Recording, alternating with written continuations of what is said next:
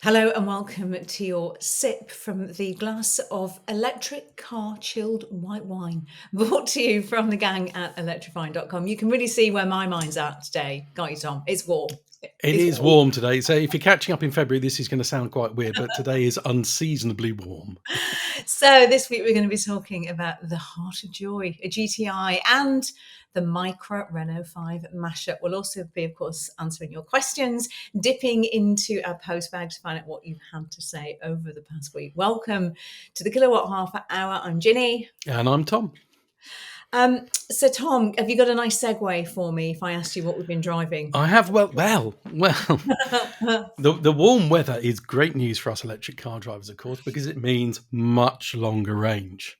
So you ladies have been complaining about the Stellantis big cars with like the Peugeot 3008 and stuff and the range they offer and how it compares to the actual official range. But I've been driving my Grandland some quite big distances and it's been giving some pretty impressive figures. So Yeah. I drove to Cannock and back from here, which is like 110 miles each way, and got back with like 85 miles on the range, which is like 4.1, 4.2 miles per kilowatt hour from a big car with a big battery. I think that's pretty impressive. And no doubt it's all down because it's warm outside, so the battery's nice and toasty. Yeah. It's all efficient. I'm not using the heater. I'm not really using the aircon at that sort of temperature. So if you get it perfect, it's really good, isn't it? It How's your does. Renault been doing?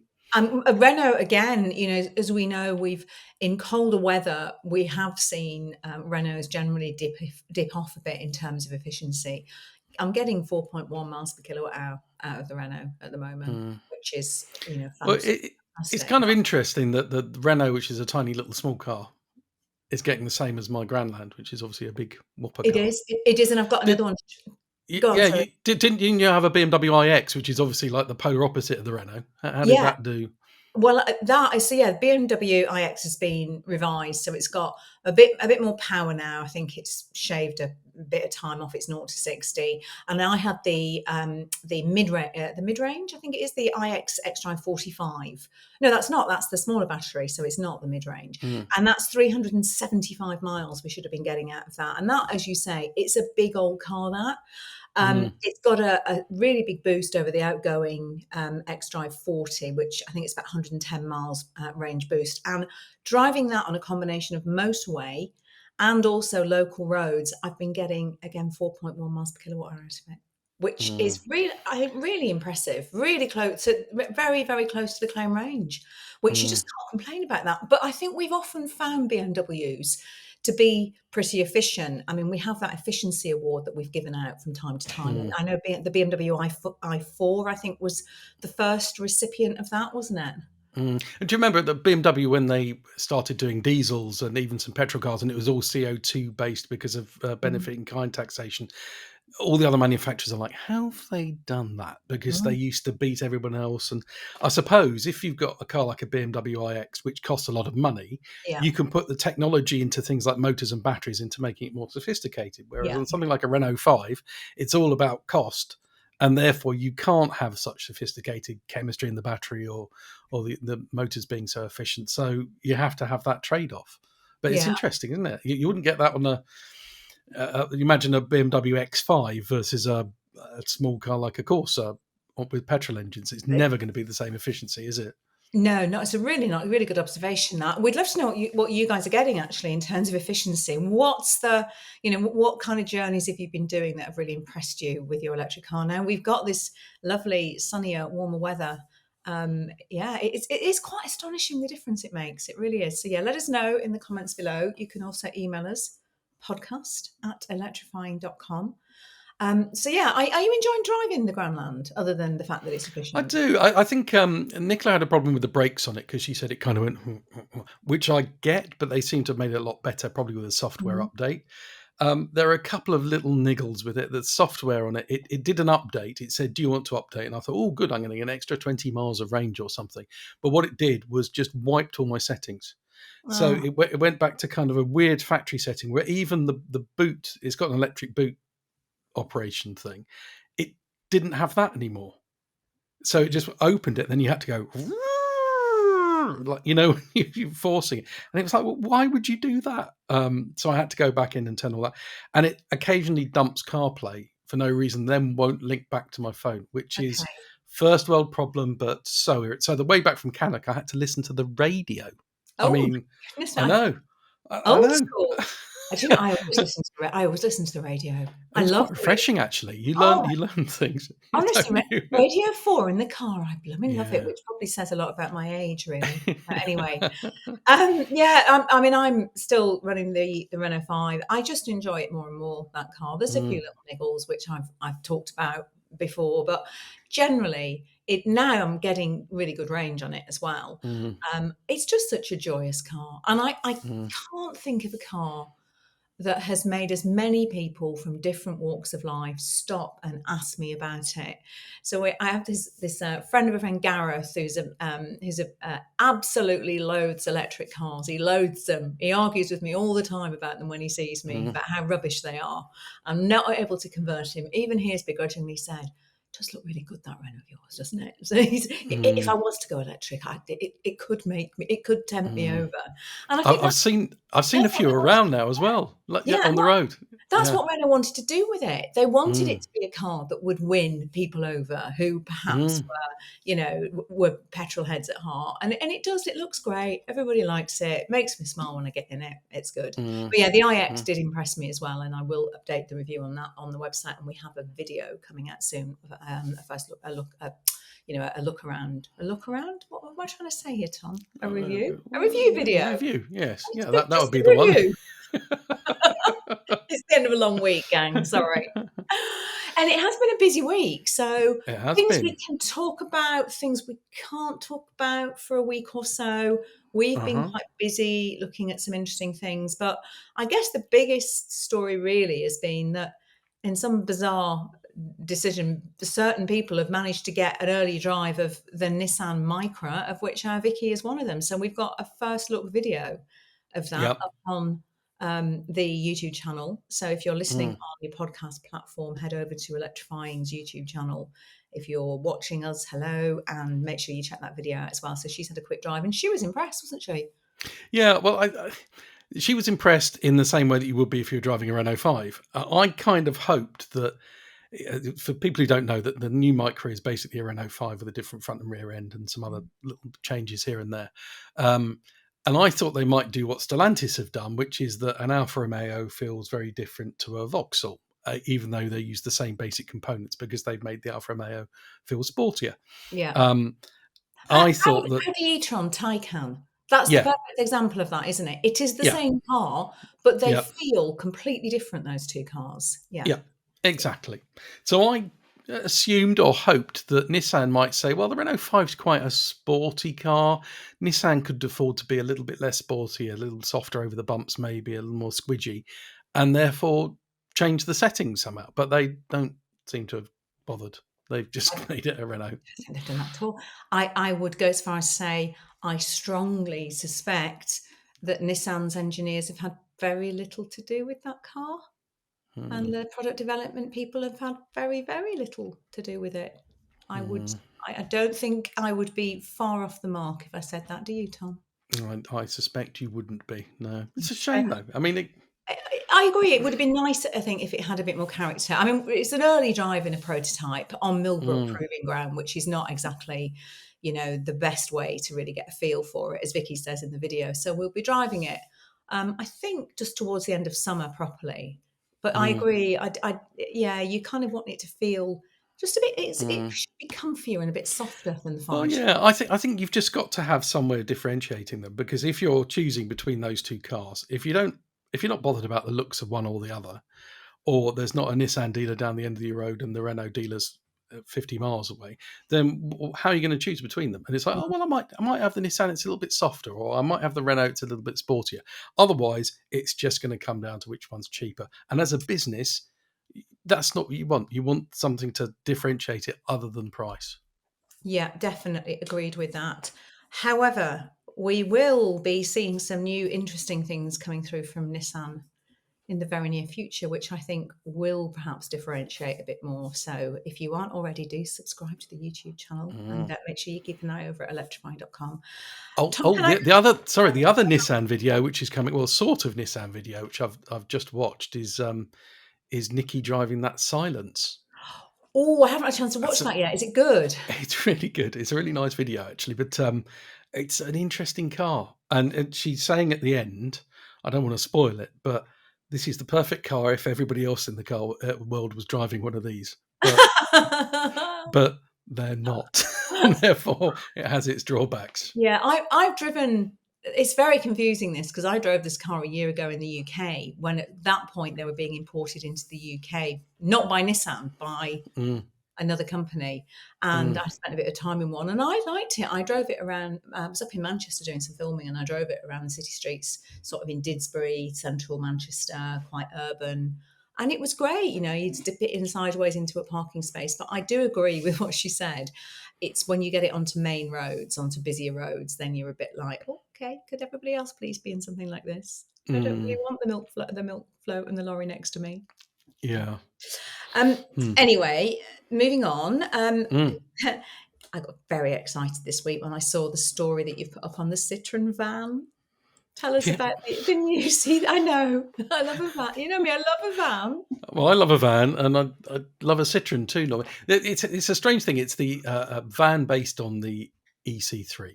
And it's one of the cheapest vans in Britain now, because even after VAT, it will be less than 20 grand once you've taken off the plug-in car or plug-in van grant, which you can still get, but only at £2,500 for a van that size and price.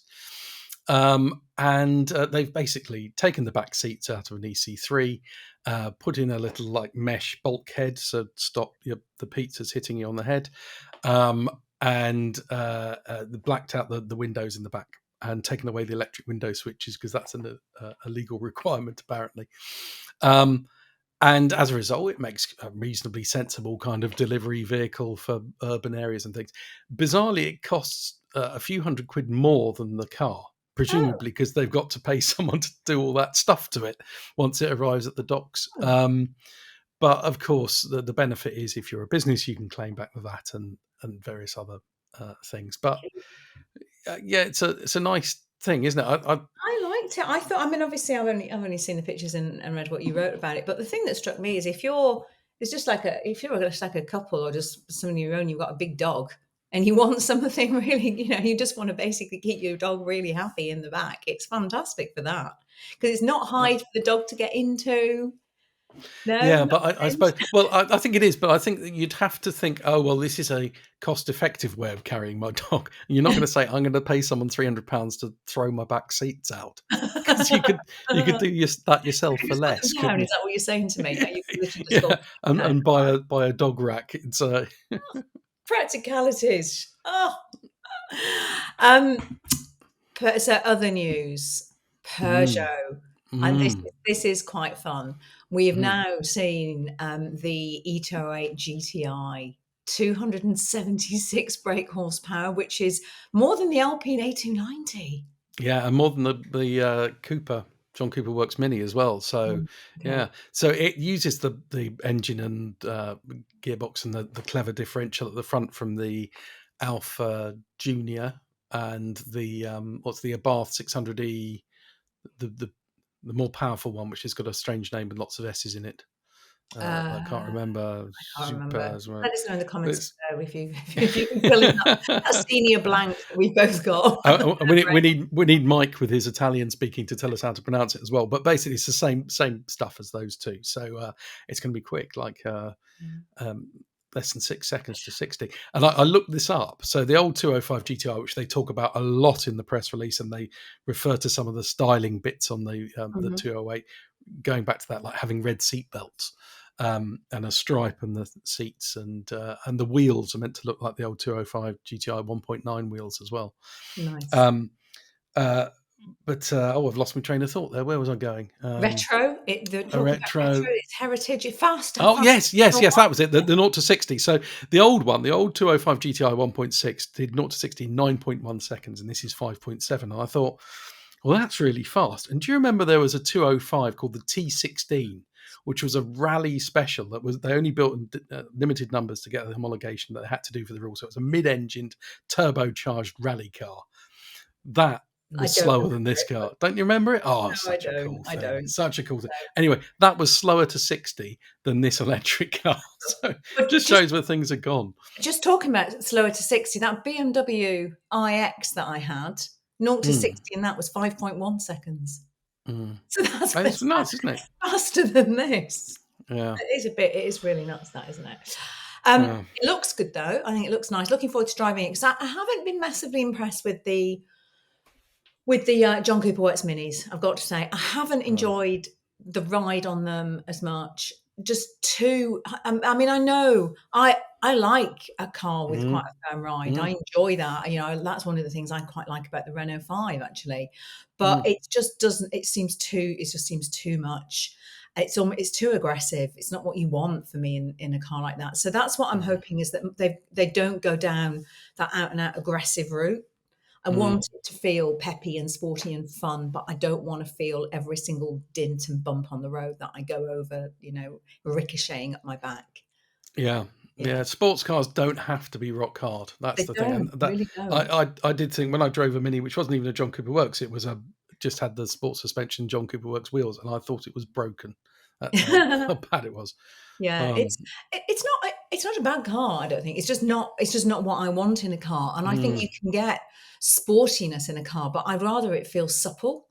mm, I don't want it to feel crashy and hard. So that I think there'll be a scrap, won't there, to see who gets to do the first drive on that one. yeah, yeah, they will, and the group test with the Alpine that'd be nice as well. Oh, that'll be really nice. Yeah, Mm, we shall absolutely get onto that. mm. So you've had your calculator out again, haven't you? I have. Well, it was Doing your inspired numbers. by you because you said that there was somebody who said to you that they don't reckon it's worth switching to a EV specific tariff Mhm. because they don't charge that much. They drive very low miles. So I thought, well, I'll Yeah. have a look at this. Yeah, you're gonna. No, look, well, I was going to say it's because they have a couple of kids, and there's like a lot of dishwashers and washing Mm, machines going on the go, and they reckon that balancing off point where you pay, obviously, if you go onto a onto a low mm, overnight EV tariff, often then your overall price comes up slightly, doesn't it? So it's not the best mm, overall price, but it's better for those hours you're charging. And he reckoned that when you balanced it all out, it actually wasn't worth it for them. mm. So Well, you went, I got my calculator out and worked out that using just a few figures that I use for the other calculations I do for my best tariffs thing, you'd have to do fewer than 700 miles a year in your electric car for it not to make sense. And that's on an OVO tariff. But if you look at some of the other tariffs, it makes the daytime rate is the same. And in the case of Octopus, it's actually more because if you're not on an EV tariff, they think you're not going to be a big user and therefore they put you on a low usage tariff. So ah, yeah, okay. I couldn't think of an example of where it doesn't make sense for anybody to do it unless you're really heavily using, because the difference in the daytime rate is like 1 or 2p per kilowatt hour, but the Okay. difference in the nighttime rate is like 20p per kilowatt hour. So therefore, it's way outweighed. I mean, just to be really interesting, let us know in the comments what your thoughts are on that. Have any of you done calculations on tariffs and decided actually no, it's not worth it? But I mean, yeah, it's we're going to get a story up on that soon, aren't we? So keep an Oh, eye it's on. up, it's up, Oh, it's it's up up. Oh, already. it's up. It's done. It's up. It's Pay attention, Jenny. oh, Pay sorry, it's attention. been a busy day. And finally, let's talk about the Heart of Joy, which is another of those things that makes me inwardly cringe slightly, like Nissan Micra's welcome wink that the car gives, which reminds me of a creepy uncle. So the Heart of Yeah. Joy is basically the supercomputer that the new. So it's a BMW are coming back with a whole new wave of electric cars. It's all under this Neue class Mm. header, and they are doing huge amounts of tech development themselves now, aren't they? So they're effectively doing, they're developing this supercomputer that's going to run the whole vehicle, and they've called it the Heart of Joy, which is Yeah. possibly one of the worst names I've heard since I heard the Welcome Wink.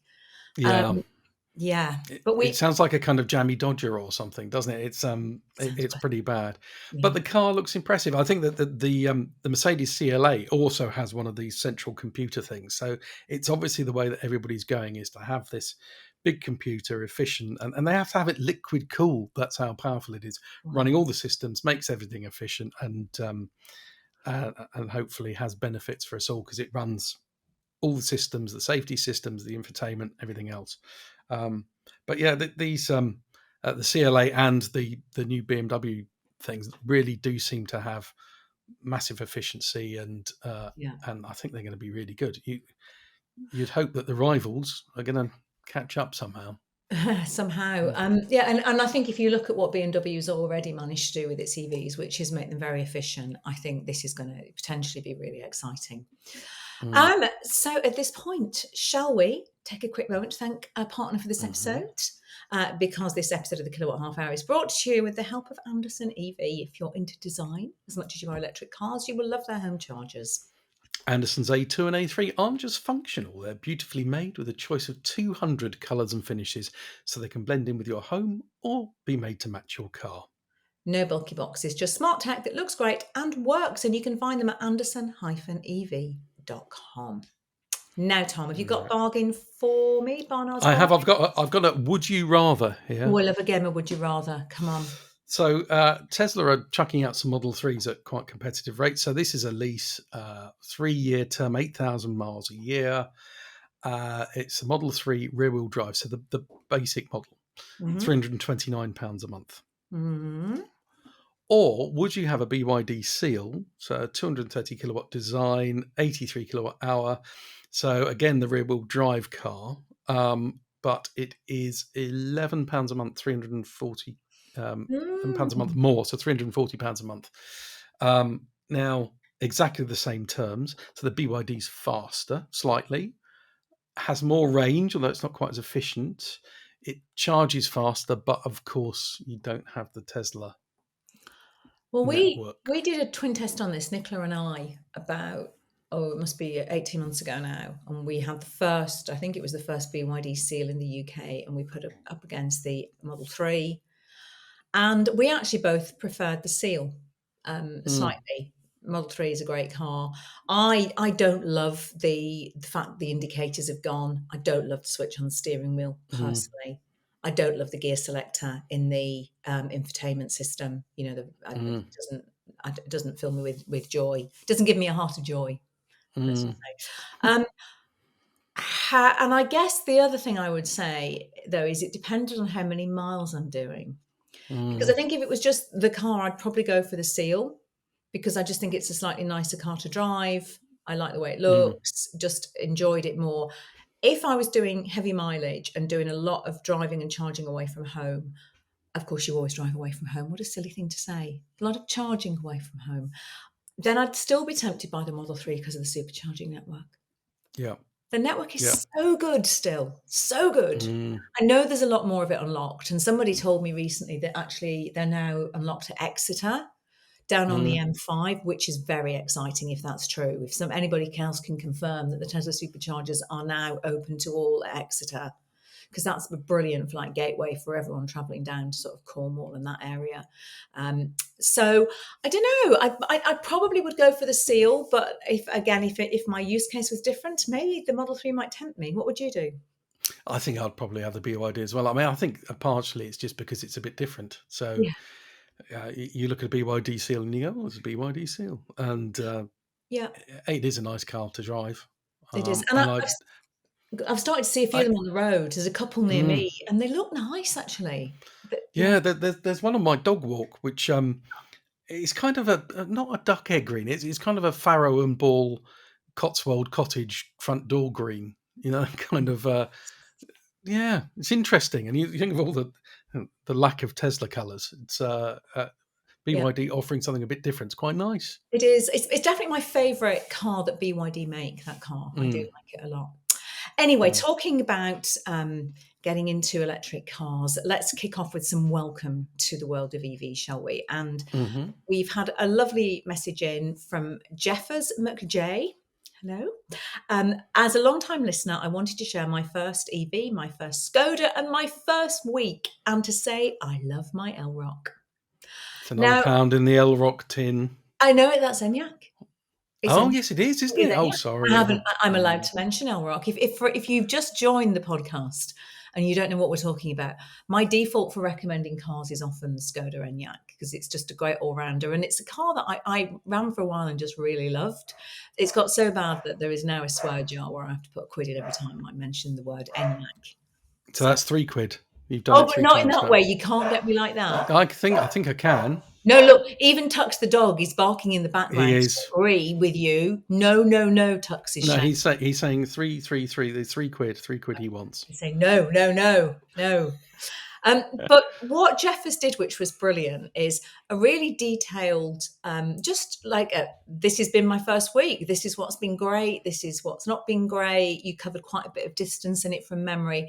And I've pinned this comment actually to the top of our comments from last week's podcast.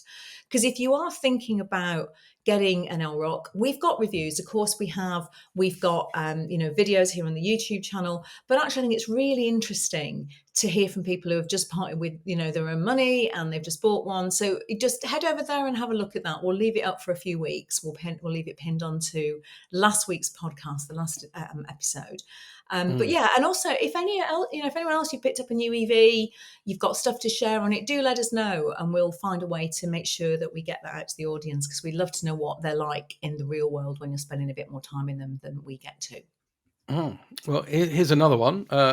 Mr. John A. Berry, he says, hi all, as always enjoying the pod, picking up our new to us second-hand Corsa E from our local Vauxhall dealer this week after our internal combustion Ford Focus was classed as an insurance write-off last week.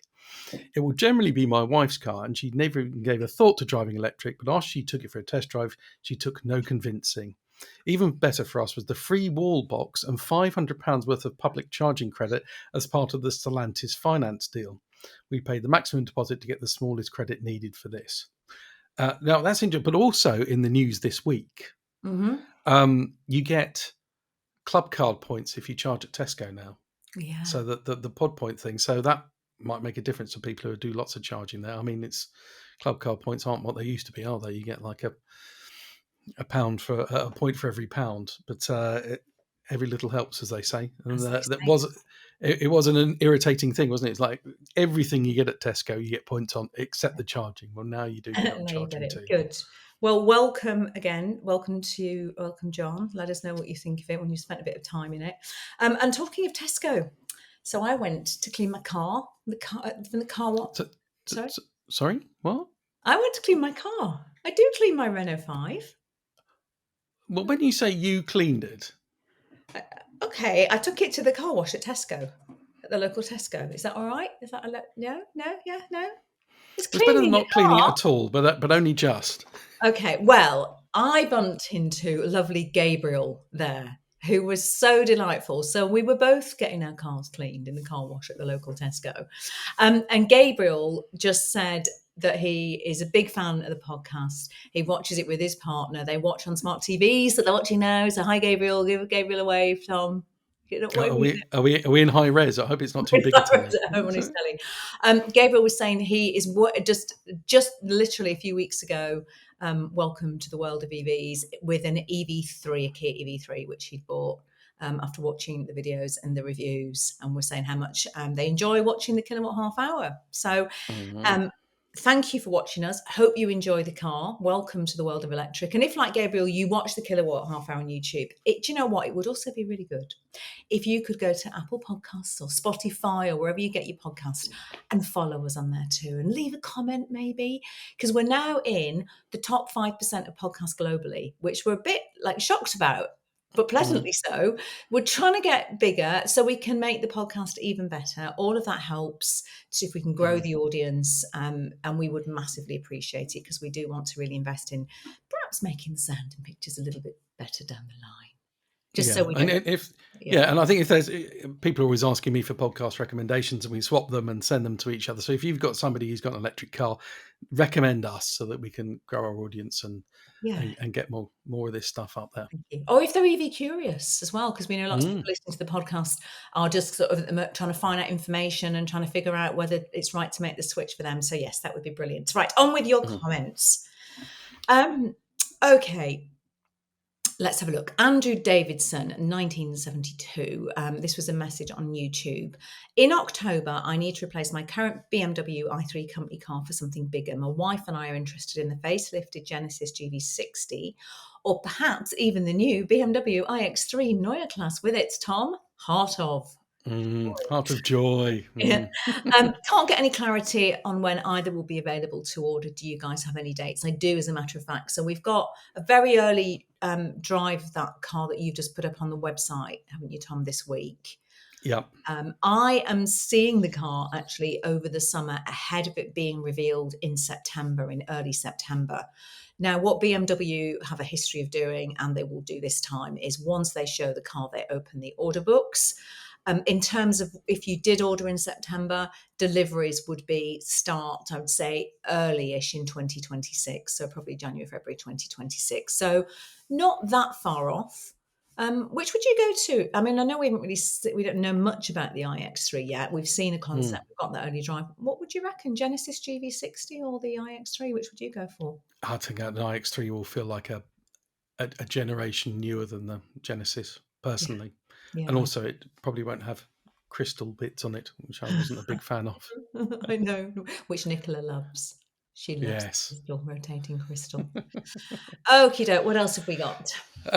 Brad Y, who's a listener from America, who says, "Hey folks, happy to report there's at least one of us listening stateside to the show. Perhaps an odd question: are there any EVs or hybrids that folks in the UK wish they had available across the Atlantic? Are there any we're particularly missing out on? I've had UK friends tell me they're very jealous of my Maverick hybrid, a little front-wheel drive pickup that's capable of 50 UK mpg, which always seems like a surprise. Love the show. Looking forward to when we get the EV3 in the US. Thanks to you guys." Don't know if it Brad is in going to be thanks. Michigan. It is going to the US though, for sure. The EV3, they are going to get it there. Mm, Brad, why in Michigan? mm. What? Go on. What are you lusting after? That's Well, in. the one that from the news pages, the one that I've just thought, oh, that looks so cool. Is that Slate? Do you Oh, remember that? It's the one that's the Amazon car, the Jeff the Bezos. Amazon car that's just comes out in one spec, like Ford Model Ts used to, and then you personalize it once it's off the production line, so you can make it into a pickup, a coupe, an SUV, and then put wraps on it and change them if you want to, change the wheels, and it's efficient and cheap. I just think that's a really nice, cool idea. Yeah, yeah, Hope that it would is. work here. Yeah, that would be fantastic, wouldn't it? I think just on that Mm, theme, I think just generally pickups are, and bigger SUVs. There's just something that just the US does so well, and I would love the Rivian.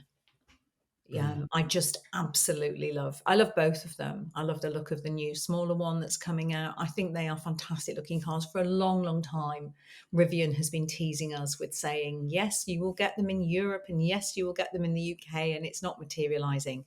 But I think I mean, even the dealerships. Have you been out to a dealership, a Rivian dealership in the US? Even the dealerships are just so cool. They're more like kind of Apple stores in a way. They're like really, the vehicles are in there, but they're really cool places just to hang out. And they've got really nice sort of seating areas and a library area. And they're just lovely places. So I've been in several now across the US. And just that whole vibe, I think, around Rivian is brilliant. mm, Um, and then I also love the Bronco, that electric Bronco. I think it looks super cool. Which yeah. you get. No, you don't love it? No, I do, but it's not It's electric, is it? retro. It's very retro. Yeah. Yeah. No, I think that is cool too.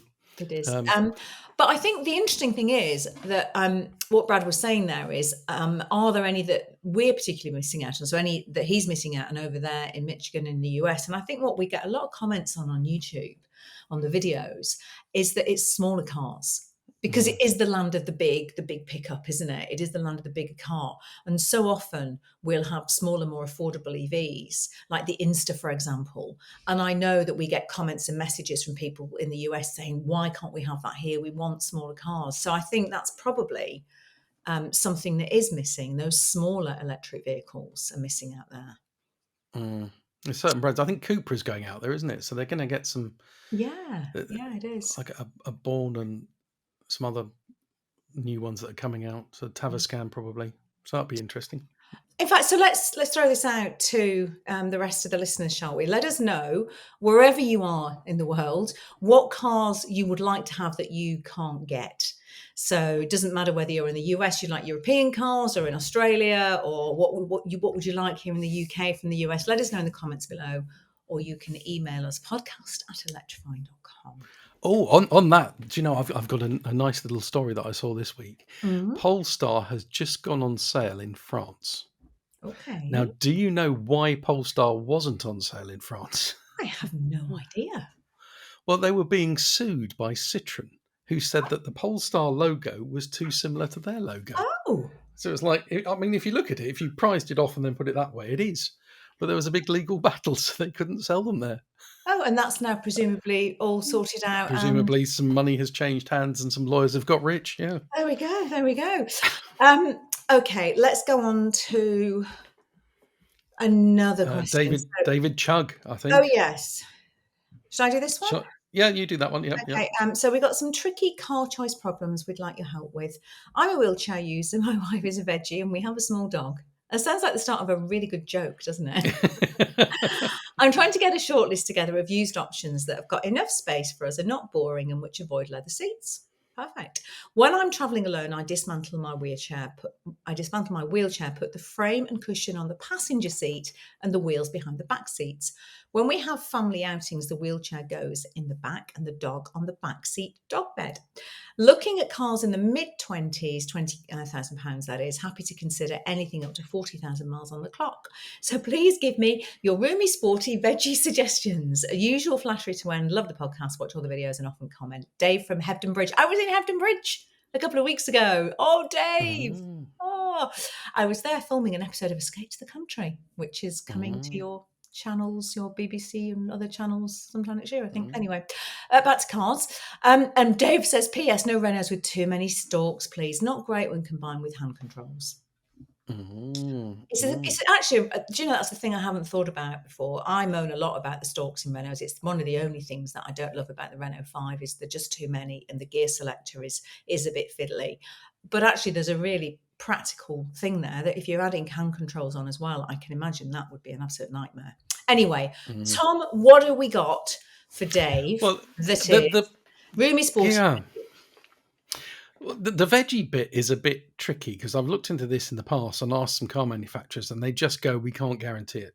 Now, there are lots of cars that have vegan leather, as they call it, but then they will have a leather steering wheel, or they will say that they can't guarantee the glues used in the interior aren't animal-based somewhere.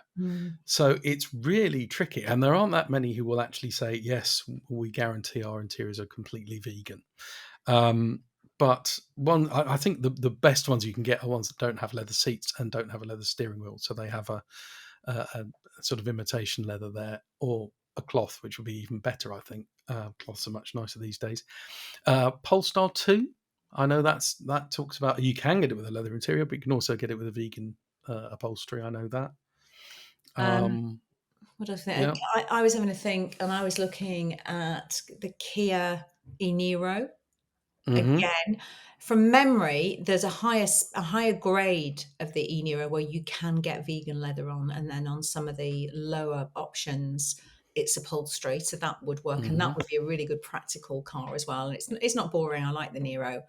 And then actually, when we started to looking, so we're looking at, by the way, we've got really good used car listings over at electrifying.com. So if you are in the market for a used EV, probably worth having a look at that. And we're going to be doing over the next month or so quite a lot of work to those listings, adding some really nice features. So yeah, keep an eye on that. Because I was surprised to see that actually the Model Y would fit into that. There's some good options around now in the mid-20s. again, it's not a boring car at all. Super practical in terms of Mm. space. So I would chuck a Model Y into the mix. I don't know what you think about that one. Yeah, absolutely. Yeah, certainly spacious, isn't it? Yeah. And not that many stalks. Definitely not that many stalks. No stalks, in fact. Any other suggestions, Ginny? No, No, none at all. no. Can't think of any other kind of large car that might have cloth interior. What No, begins with an E?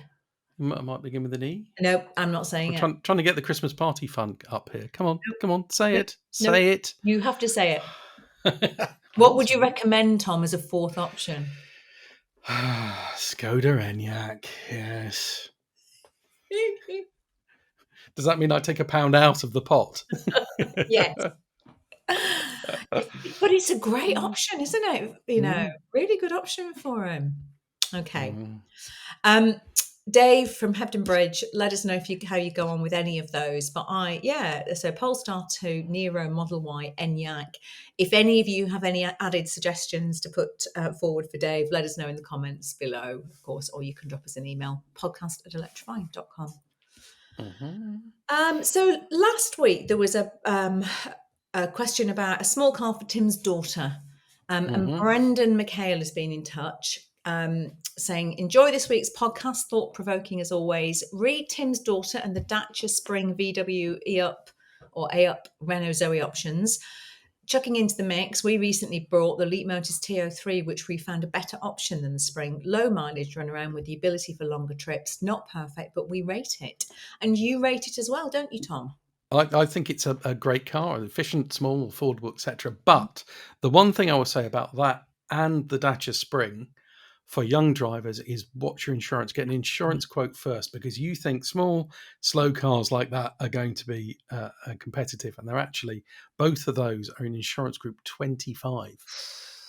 Which is, it's halfway along the scale. So an E-Up, which is the best electric car for insurance that I've come across, is group 10.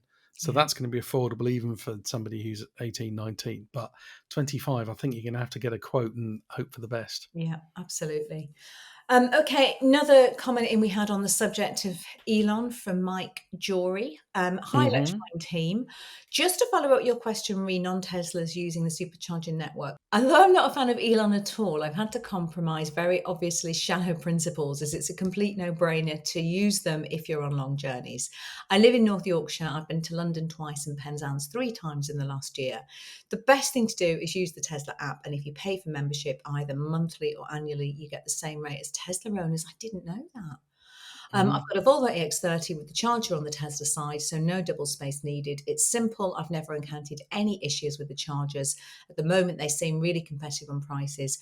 Most sites charge 37p maximum, with off-peak in the 20p's. On the occasion I've had to use non-Tesla chargers, I've paid up to 85p. I know, it's astonishing. Gosh, I didn't know that if you pay for membership, you get the same rate as Tesla owners. Didn't know that. That's brilliant. Yep. So you pay a monthly subscription. So if I'm doing a really long journey, I might take out just a month subscription to the Tesla thing just to get those rates, because you might pay £8.99, but then the amount you save, and the amount you save by not going to one of the other charging providers is, it's like 30 quid on a charge. Yeah. And you think, well, if there was somewhere where you could fill up with petrol for 50p a litre rather than £1.50 a litre, you'd be going, I'm there. Absolutely. It is astonishing. Just on that subject of charging, Mike just came back with a final question, actually. So finally, why are charge point operators not made to advertise the per kilowatt hour price like for petrol? Cheers, Mike. Well, the answer to that is, well, they are. So there was legislation that came in towards the end of 2023, and all public EV charge points in the UK now have to display pricing quite clearly in kilowatts in their price price per kilowatt hour, and it's got to be easy to find. So it's got to be on the charger itself or through the terminal, and they can't have it in an app that you need to sign up, for example. But what they don't do, and they're not forced to do, is actually tell you in advance. So that's what drives me mad, is when you see signage where you know how much it's going to cost you for fuel, but you've no idea for EV charging, and you get there and then you're like, oh well, I'm here now, so I may as well just Mm, just suck it up. mm. And I haven't seen many examples of that. Have you seen anything, Tom, in your I think travels? that there was one that I saw. I can't remember where it was. I think it was on the way back from Silverstone. There is one service station that has it on a. They're called totems, aren't they? Like the Yeah. petrol stations as you go in. And I have seen them also in France. So you'll go Okay. past a Lidl mainly, and they have a. This is how much it is per kilowatt hour, which is really handy. And I think from what I've heard, the future is going to be that they'll have those displays, but it will change hourly. So if it's like a Tesla place and it goes down because of peak charging times, you'll go, oh, it's the cheap time. I'll go in now. But ultimately, if it's sunny like it is now and the electricity's been made cheaply by them, they can put it down further to encourage people to go in. Or if it's quiet, or if it's very busy, they'll just bump the price up. I mean, Um, I love that idea so much. It makes so much sense to me, and mm, it's how we should be using energy to balance the grid, isn't it? But the yeah. thought of this country, the UK, where we are actually managing that actually becoming a thing that happens and works, Mm. don't see it in my lifetime. Do you? I Just think don't. it'll happen. We I think can't it'll even happen manage sooner. signage on the motorways that tells Mm. you if there's EV charging. You know, you're driving along Yeah, the true. motorway and you know there's a Waitrose or whatever, an M&S and 15 Burger Kings and a Costa, and you can get fuel. Charging? Hi, anyone? I suppose that the simple solution to this would be to rely on our phones or that what's in the car. So that instead of relying on a totem there, as you're on the map, it goes past and it goes boom. Charging here is 37p per kilowatt hour at the moment. Do you want to charge up because it will cost you less than down there? You go, oh yeah, that'd be nice. That Because would at the moment you can do it. It will tell you. I mean, Teslas do certainly, don't they? You can charge at this point on your journey, and you'll be fine. That's where you're going to need to stop. But if it was like, oh, you might want to charge here because it's cheap at the moment. so you might have an hour free, you might, or and if you knew that you could actually save, 20-30% on your fuel, that's fantastic. I'd love that. Yeah. If you think about it, on Google Maps now, I go on and it says, right, I need to be in this place by this time. So therefore, what time do I need to depart? And it will say depart at 12 Mm. midday. So you go, okay, so that's what you do. If you said, what time do I need to depart and I need to charge? And it came up with a suggestion which said, Mm. you need to charge one time. I would suggest here because it's going to be the cheapest. And even with that charge to get you to there, you need to leave at this. Oh, it can't be that difficult, can Be it? a game changer. I do hope we Yeah. see it in our lifetime, Tom. I'm not holding out much hope. I think it'll be here in 6 months. I think somebody's going to go off and develop it now. And I'll go, that was my idea. Another question we've had in, Andrew Howarth. Folks, enjoyed your videos and reviews, but I will spare you the sycophantic blather and get to the point. Just to let you know, I decided to buy my first EV after running a FEV for several years and use your videos to aid my choice. I chose the Kit EV3. I've owned it new since the end of March. However, today I rejected the vehicle after having 2 ICCU failures in 7 weeks. However, the cup holders work perfectly. They are good cup holders. That is not so good though with the ICCU failures, and Andrew is not alone on that, is he, Tom? No, I think there have been a few across Hyundai and Genesis cars as well. So it's obviously a little bit of a glitch. And I think it's happened previously on EV6s if you look at the forums. Yeah. But hopefully there's a fix, isn't there? Yeah, we got in touch with Kia just to ask about that, and they have said to us that yes, the ICC unit has had issues in some cars. It's had a software update, which they now believe has fixed most, if not all, of the cars. So anyone else that's had problems like Andrew, you should be okay with that now. But yeah, it was definitely an issue, as Thomas said, across Hyundai, Genesis, and some Kia cars as well. And the other interesting thing, Andrew Howarth is also from North Yorkshire. This is our North Yorkshire correspondent episode, isn't it? Been a bit of a theme in this. It is. It is. That's it's actually well, Hebden Bridge is West Yorkshire, not North Yorkshire. Sorry, just to Um, be pedantic. okay. Yeah. All right. Where's Andrew from? Leyburn, which is where I used to go on holiday when I was a kid, and it's Okay. very beautiful. That is North Yorkshire. Yes. Mm, Should we leave on a mm. high, Tom? Let's leave on a high Uh, note. so, US average guy says the best part about these podcasts is the feeling of sitting in the kitchen with friends talking about our week. I don't have much to add in the conversation, but it's wonderful to be part of it. No. So please share it with some of your friends and go over to the podcast platforms and follow us and leave a comment. Then we can grow it. But we love doing it. And honestly, as you know, it's these comments that just completely make it. And we had another great one here to end on. David Clabban, 1138, messaged on YouTube. Another great podcast, my favourite Sunday YouTube viewing. And we really love all of you for joining us on this journey with us. And do, keep your comments coming, because we couldn't do the podcast without them, could we, Tom? No, we'd have to do some work. We would. We'd have to actually think of things to talk about ourselves. Have a great week, everybody. Do subscribe, do follow. And as I said, thanks for being on this journey with us. We'll see you all soon. Bye-bye. Bye.